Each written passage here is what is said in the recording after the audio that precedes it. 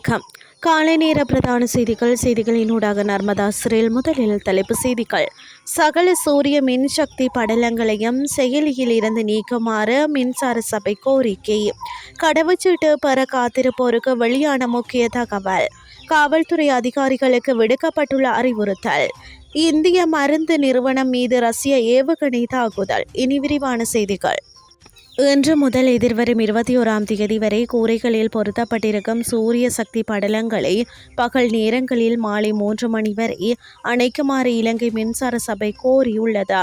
அதற்கமைய தங்கள் சூரிய படல அமைப்புகளை தாமாக முன்வந்து அணைக்குமாறு கூரை சூரிய மின்சக்தி படலங்களின் உரிமையாளர்கள் கோரப்பட்டுள்ளனர். நீண்ட விடுமுறை காலத்தில் தேசிய மின்சார தேவையில் ஏற்பட்ட வீழ்ச்சி மற்றும் அதிக சூரிய மின் உற்பத்தி காரணமாக தேசிய மின்சார கட்டமைப்பில் அழுத்தம் ஏற்பட்டுள்ளதால் இந்த கோரிக்கை விடுக்கப்பட்டுள்ளதாக இலங்கை மின்சார சபை தெரிவித்துள்ளது.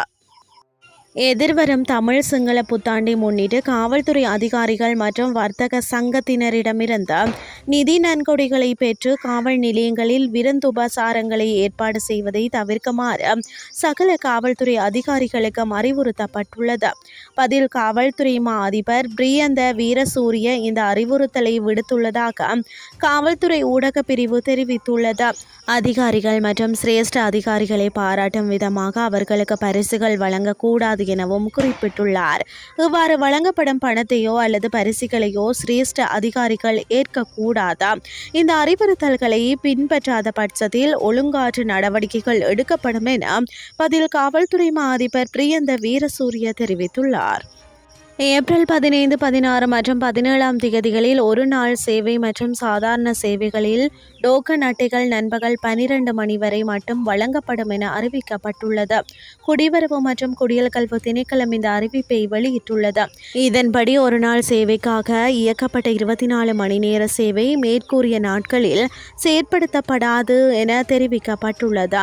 மேற்படி அறிவிப்பானது குடிவரவு மற்றும் குடியகல்வு கட்டுப்பாட்டாளர் நாயகம் PMD நிலுஷா பாலசூரியவினால் விடுக்கப்பட்டுள்ளமை குறிப்பிடத்தக்கது. வெளிநாட்டு செய்திகள். சர்வதேச நாடுகளின் கடும் எதிர்ப்பையும் மீறி உக்ரைன் மீது ரஷ்யா தொடர்ந்து தாக்குதல் நடத்தி வருகிறது. இந்த நிலையில் ரஷ்யா ஏவிய ஏவுகணை ஒன்று இந்திய மருந்து நிறுவனத்தின் குடோனை தாக்கியது.